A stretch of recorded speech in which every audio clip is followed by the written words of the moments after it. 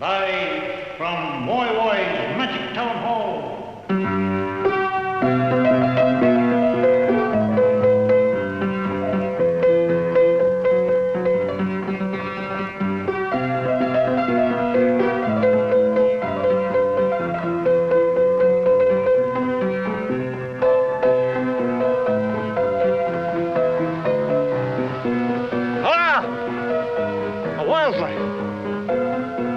I think you should be the first to know that I am 54, but with makeup I can get down to 52. Is this the face that lodged 1,000 drips?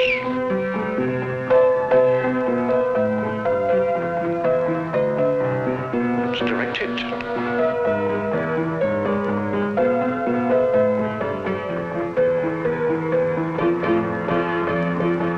Liberace!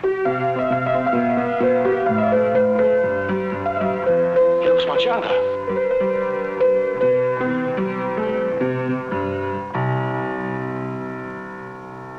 This is a wildlife refuge. Well, I heard them last night. For all birds.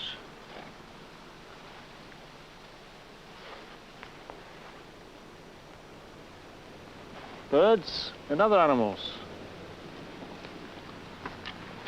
Other animals. Oh, here it is. It's an antlion. Ah! Can you see that? Saved for Australia. I named this ant Abbeys National Park. Try another place. Well, as a conservationist, this sort of thing must anger and depress you to see acres and acres just burned out like this. Yes, it's very nice, though. We'll have a nice motel here. 40 blocks high. There'll be a nice double highway coming up through there. We're having a fruit bar over there. Barbecue over there. Get rid of all these trees because they're a danger to fires, as you can see. You can't light a really good fire here without these bloody things catching fire. So they'll have to go. It'll be nice and clean. We get a good concrete scree all the way down to the base here. That'll stop any of these animals burrowing in like that, you know. Yes, they've cleared the animals out completely. Oh, it's good, it's good. It's lovely. Yes, we're coming on a pace here. Things are looking good. That'll have to go. It's too big. Excuse the view, that tree, that red gum. Ah, but the Chinese are higher. Besides, it's the wrong colour for our politics. Red gums are a danger to the political society over here. Shouldn't be allowed. Looks lovely, isn't it, eh?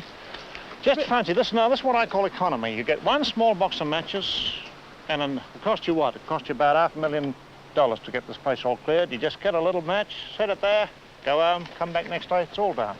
1,000 acres cleared. Great, yes. We're going to try and put a boarding over the sea here to stop people getting into the sea, getting their feet wet, get that all clear out of the way. And big searchlights on the hills at night, so there's no illegal lovemaking, none of that sort of thing. It's got to be decent and respectable. And none of these long-haired people around here. We have halfway down here, there's a haircut ranger. He'll pounce on them. They'll be tied to the ground up the back and the hair cut off to a reasonable size. And get them to sign a little script. I say, I promise to fight in the army for the next 4 years. That's good. Oh, yes, it's coming good.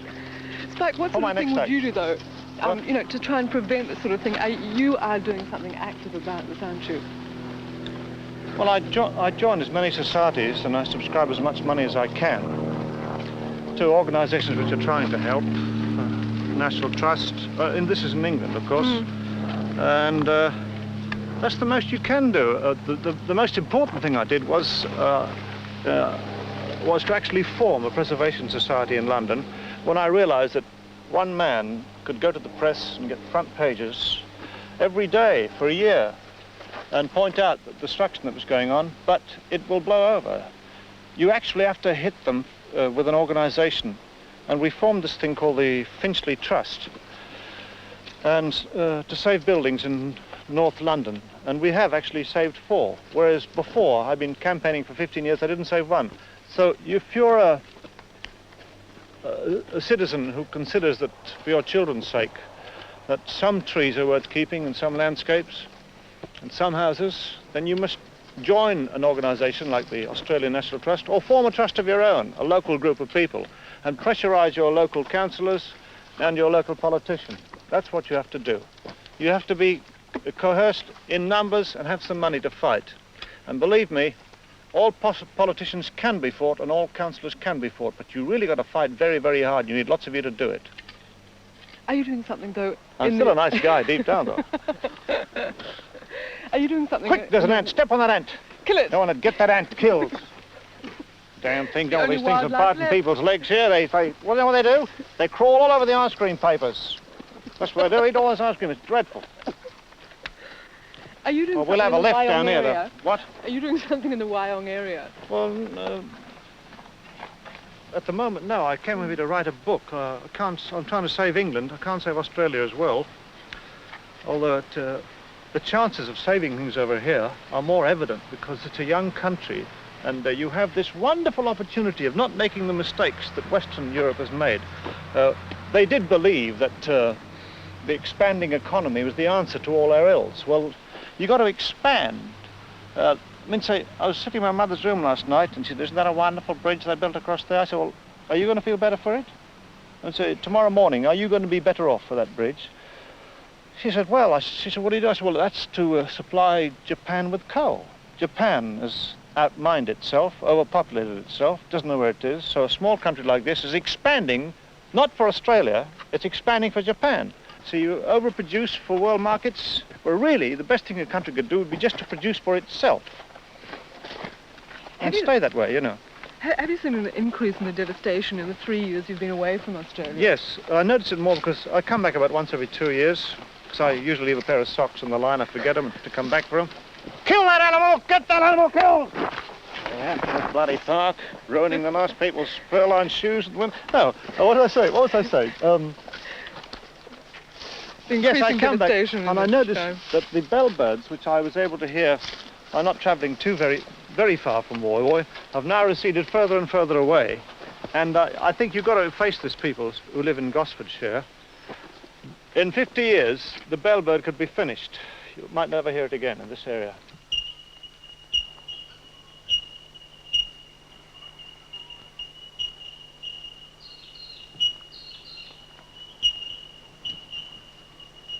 Well, this makes a contrast, doesn't it, from where we've just left?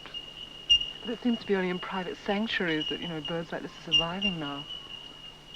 Well, I wish it was a sanctuary. It's a temporary sanctuary. I'd rather it was called a conservation area. But this is just a place owned by Mrs. Hicks. And because she's kind to these birds and leaves up the necessary flora, they survive here very well, as you can hear. The tragedy is that this sound could have been heard all up the central coast 100 years ago, 50, 40, 30 years ago. In fact, it's 3 years since I came here, and I've noticed even then that the areas have been cut away.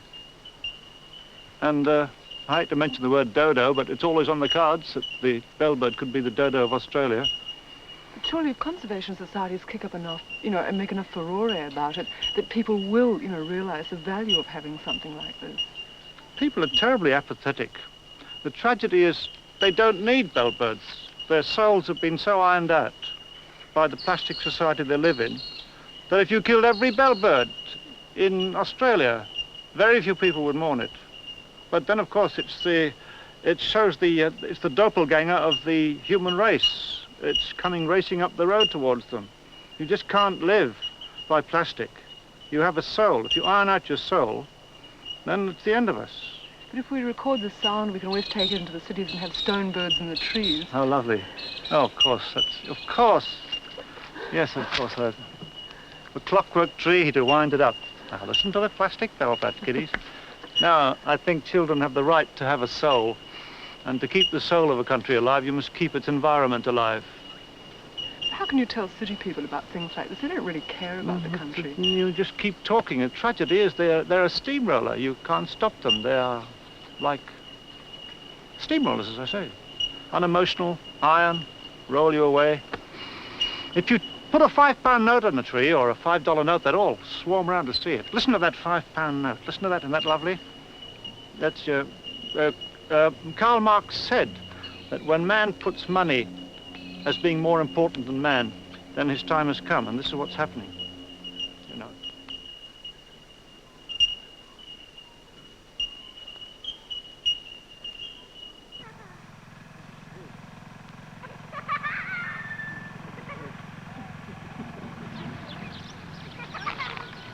Yeah.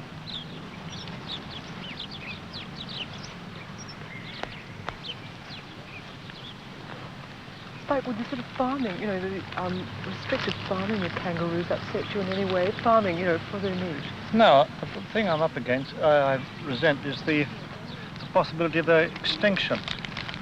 The attitude to kangaroos in this country at this moment is not good. As they say, you could put them on the hoof and collect meat and farm them properly. They contribute properly towards the country's economy, at the same time preserving them. There seems to be no positive move made to farm these creatures at all. Well, I don't know much about it, except that I see continual pictures of these night shooters going around, and apparently the cattle countrymen believe that they're a pest, and yet the ecological boys said they do not eat the same kind of fodder as the ordinary sheep, cow, and they don't cut their own fodder so low to the root. So there is certainly an argument creeping in that these creatures are not the pest that they are supposed to be. And farmers have got to give a little. You just can't keep taking out of the world and putting nothing back in. Like we've got to risk motor cars, they've got to risk kangaroos. There ought to be an acceptance that so much has to be given back to nature. We're part of it. Around. Would you like some more? Here are they. Peanuts. This is half my lunches, isn't it? Yeah, baby. Like that. Story. Yeah.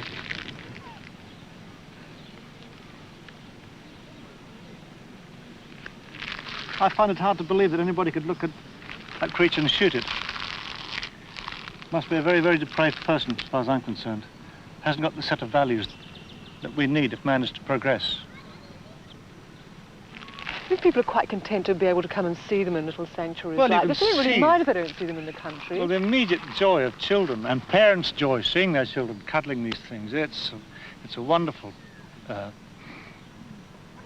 it's a wonderful part of man. It's what he's meant to be like.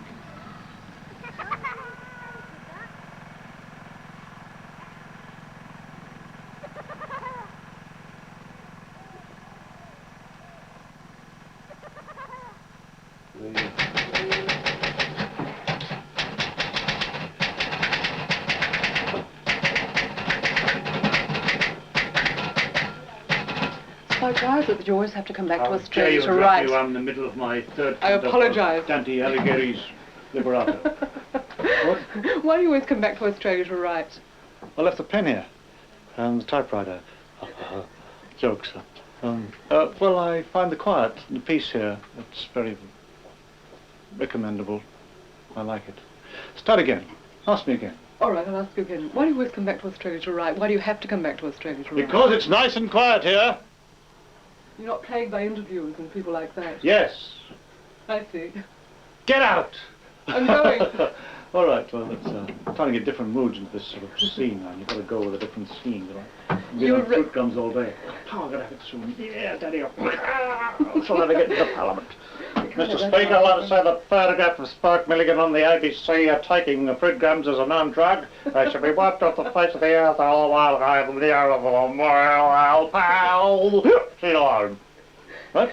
Spike, you're back to write the second, third and fourth books of your trilogy on the war. Why have you taken, 30 years to write your war memoirs? Well, I had to mature. I was maturing for this moment, you see. I didn't know it was a war at the time. It just caught up with me. Oh, lost it.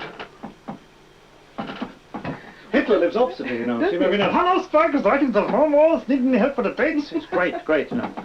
They're all out here. What is the second book going to be about? Let's tell the story. I was going on a train in Germany. This is about 4 years ago. And I'm very anti-war. And I'm very suspicious of the Germans because they have this quality of never knowing when they were going to become violent. And we were having dinner on the train, going to Schlauhausenheim or somewhere, and I said, do you mind if I sit here? I said, certainly not. She says, on holiday? I said, yes. It's right. I'm just seeing some of the places I was during the war, you know. I said, the war. The war. I was in the war too. Oh, yeah, you all were. I said, thought fools, here we are. Have the drink? I said, yes. I said, here we are, riding the train peacefully to the Reichswald, and you and I are friends. What a silly thing that we ever went to war. Together, we could have beaten the world! This is true, man. Yeah, where are we? Meantime, back at Strine. Another full stop. You're not watching the stuff I have. Spike, is it terribly difficult for you to write? Yes. It's very hard, yes. No, that's another word. A-N-D, that was it. He'd think going for the day. The absurd books you're writing, like Puck-Coon in the Bedside Milligan and Dustbin of Milligan, are you going to write anything more like that? Yeah, I suppose if I live long enough, you know. Yes, I suppose I will. I like writing. I love writing. That's what I think I was made to do. And writing to children like Milliganimals and Sleeve Verse the Kids. Yes, that's good too. I like it. I love children. I only get sad with the fact that they grow out of it.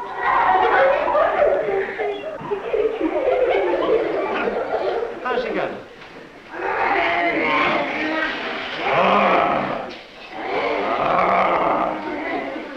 Like that.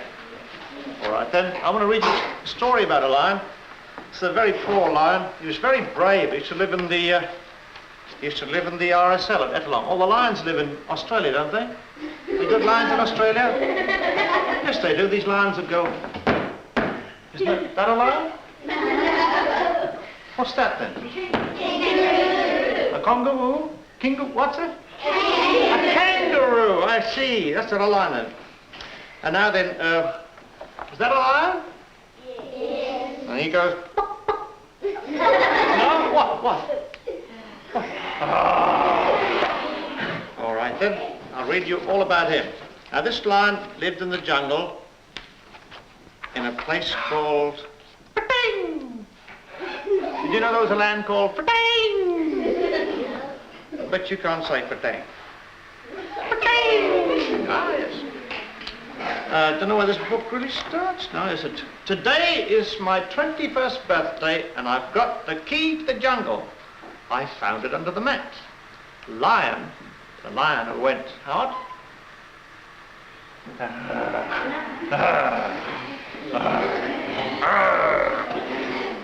He said Mr. Lion's name was Mr. Gronk, and he was so proud when he was 21 years of age, he swelled out his chest and his legs and his arms and his teeth, and he let out a very loud roar.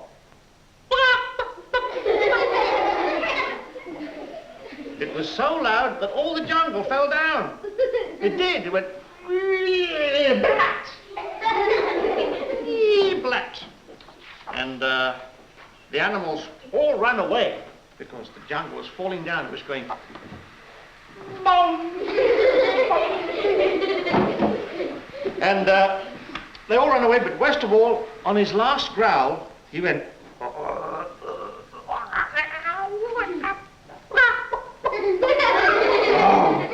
and all his hair fell out. Did you know that? And all the other animals laughed at him. They went, and the poor lion, he was too frightened to roar again because something else might drop off, like his legs. And then he strained. He said, that's what I'll do. I'll strain and strain until all my hair grows out again. And he went,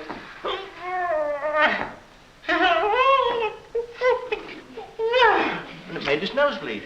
It did. And all the blood came out of his nose. That's your nose, isn't it? This is your nose, then? This is your nose? Where, then? Where? Come and show me where. You come and show me where. Give me your finger. Where is it? There? There? Stop pointing to... There! All right, then. It's my nose. Jolly good. Well, yeah, his hair didn't grow back on again, poor lion. And he cried. He cried. And then Mr. Gronk went to all the other lions and he said, oh, he got a good idea. He said, you all shave all your hair off and then you'll all look like me, so I won't look silly then. But all the wives, the Mrs. Lions, were very angry when they saw all their bald husbands, and they made their husbands wigs. So then one day, a big giraffe, beautiful giraffe. What's a giraffe? What's she look like? A long neck. Stretch it. Won't go up. Won't go up. All right, it's a long necked giraffe, and she said to him, she said to the bald lion, she said, why don't you paint some rabbits on your head? And then people will think they're hares. You know what a hare is? What's it do? What's it got? Big ears? Like that, is it?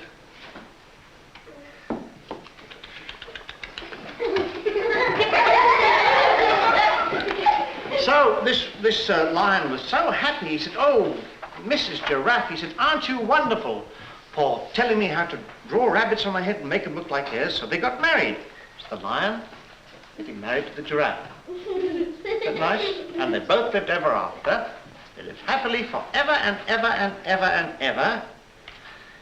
And that's the end of the story. Hare Krishna, Hare Krishna, Krishna Hare Hare, Hare Rama, Hare Rama, Rama Rama, Hare Hare, Hare Krishna, Krishna Krishna, Hare Hare, Hare. Like, did you ever have any university education? No. Do you regret that? Yes, I do. I do regret it because I had no idea what kind of experience it would involve me in. It must have been an experience of learning, and I'd like to have experienced it, yes. If you've just gone ahead and written and been tremendously creative in the writing field, it obviously hasn't affected that at all. No. I think this is born with you. The tools are the things that you have to hone, and I think the mere fact that I can't spell or punctuate, I have to sleep on a dictionary at night, you know, to remember how to spell good night. And I'm very bad at... I have a good imagination, though. What authors do you read? Do you read anybody at all? I don't read many people at all, no. I didn't want to be influenced by other writers. I've written things, like I wrote a thing called The Trial, without knowing that Kafka had written one. Strange enough, mine is very much like his. Better, of course. Like about student demonstrations, how do you feel about those? Well, I've partaken in them myself.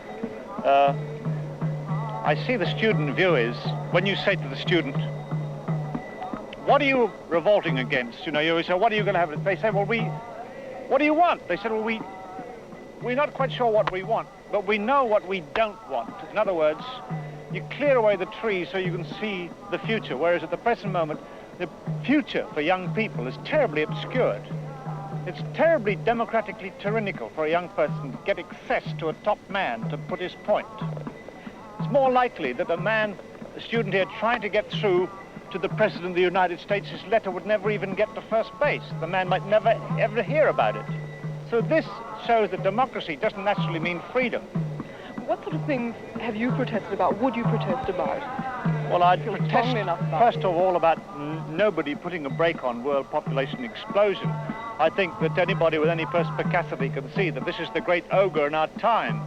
They had to build this place because that place wasn't big enough, but it was big enough, and they're going to have to build a place bigger than that next year, and so on. And ultimately, the science and logistics department will be in Buenos Aires. But isn't it a denial of personal freedom, though, to say that a family or a man and a woman may limit their breeding to, say, 2 children? Why not?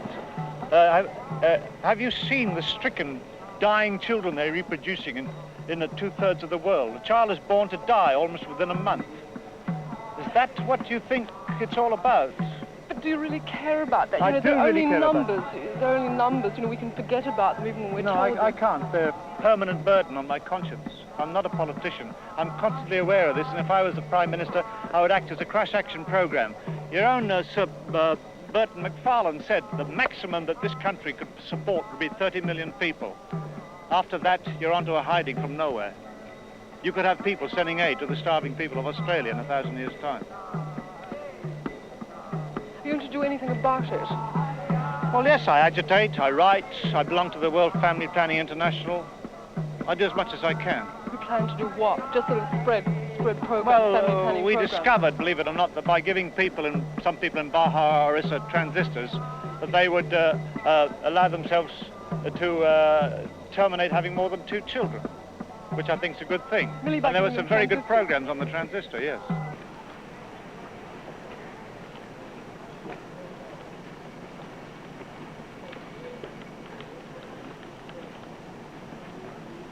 I can tell by my sense of illiteracy that we are now at the Spike Milligan book counter, and my hand is resting on one early edition, the time. Yes, early edition of Spike Milligan's part in the downfall of Adolf Hitler, friend, confidant and mother.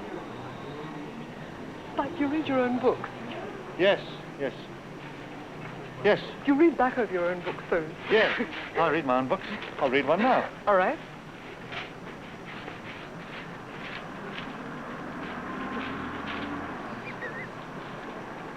There. That's jolly good. It's still kind of amusing. Yes.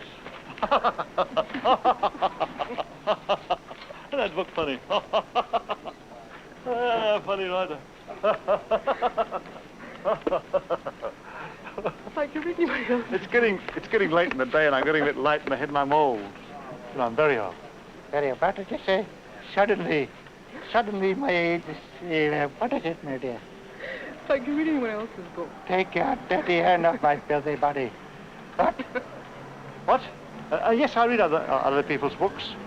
I read my brother's books the other day, and the bank manager's books. Yeah, they're all cooked though. Taste delicious, marvelous. What? Yes, well, yes, I read my own books sometimes, and I laugh at them. I presume they must be funny, because I take so much. I write them, such agony for me to write. You know, it takes me about 20 minutes to get through a page and make sure it's all properly spelt and the right words. You know. Do you go back over your own scripts, though, once you've written something funny? Oh, like yes, yes. I once and revise a lot? Yeah. I rewrote Pacoon 6 times. It was about 80,000 words long. And I suddenly realized there was a lot of tragedy in it. Murders and God knows what. So I thought there's enough of this, so I'm going outside my sphere. So I just left all the funny bits in. Suddenly now again, Pacoon seems a really relevant book. What's it feel like to be a girl? Hey? Quite nice. Feels good, folks. Oh, it feels good. Yes, you're a fine girl. No homes, complete with that one. No, what was I saying? About the books, yes, well, I really... Yes. About Pacoon being a really relevant book again now. Well, I think it's a very funny book. I think it's one of the funniest books of the century. I say that in all humility because I have no ego. I think it is one of the funniest books of the century. But you don't read Must other be. The people's Americans funny don't books, dig do it, you? you know, because they're the unpunished people of the century.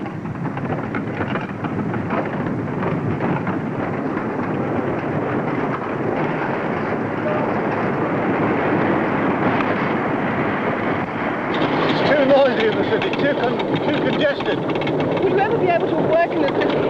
Would you ever be able to write in the city? Yes, you can work in a job that doesn't demand a great deal of inspiration and concentration. You prefer, though, to... Why do you live in London? It can't be any worse than Sydney, really. Well, I don't live in... Well, in London, I don't write. I do a lot of television as an actor and all that jazz. And I write frenetic television shows. But when it comes to real writing, you know, absolute writing, the inspiration...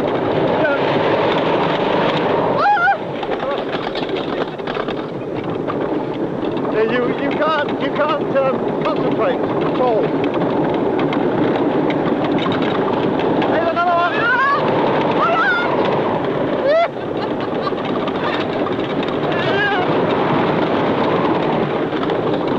I wonder how much he's getting for this. The bloke who invented this is a sadist.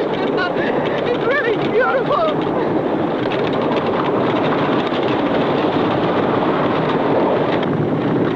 They used to, during the war, when they wanted Japanese spies to confess, they used to bring them on this and say, now you bugger, talk.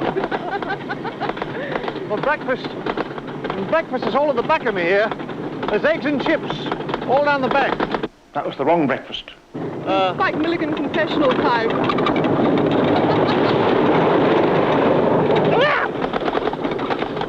It's a marvellous one, isn't it? That's really beautiful. I will not speak, I tell you! I will not speak! I will not say anything! I am not a German! I am Dinky Thai Australian! You are Adolf Hitler living in my Yes, I am Adolf Hitler! Stop the machine! I am Adolf Hitler! It is true! We have him! The next station is Moi Moi! past us now! Now we're passing one device. I'll be back later tonight, ma'am!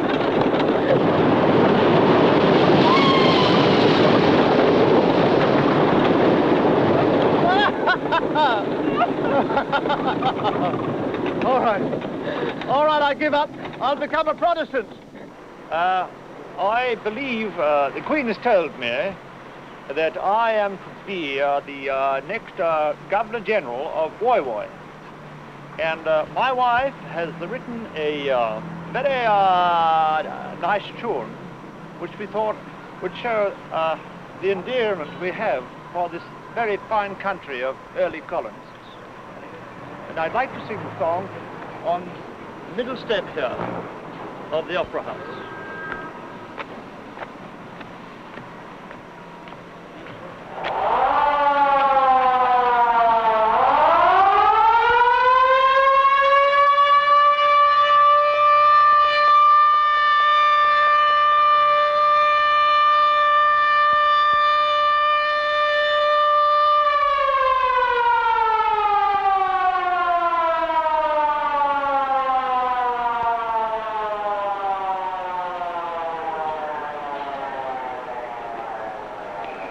Now another chorus. Australia. Start again. Australia, Australia, we think of you each day. Australia, Australia, at work or at play, we think of you in the morning and in the evening too. We even wake up at midnight so that we can think of you. Australia, Australia, we love you from the heart, the kidneys, the liver, and the giblets, and every other. God save a gracious, prompt Queen. Well, to be serious for a minute, I'd like to say goodbye and thanks for watching. Still a comedy show, is it? It's a good job Picasso isn't here today.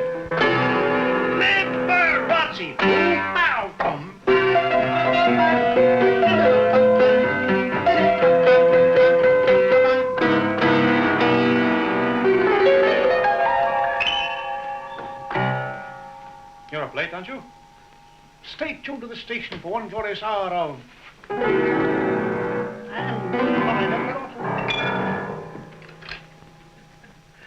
Shut.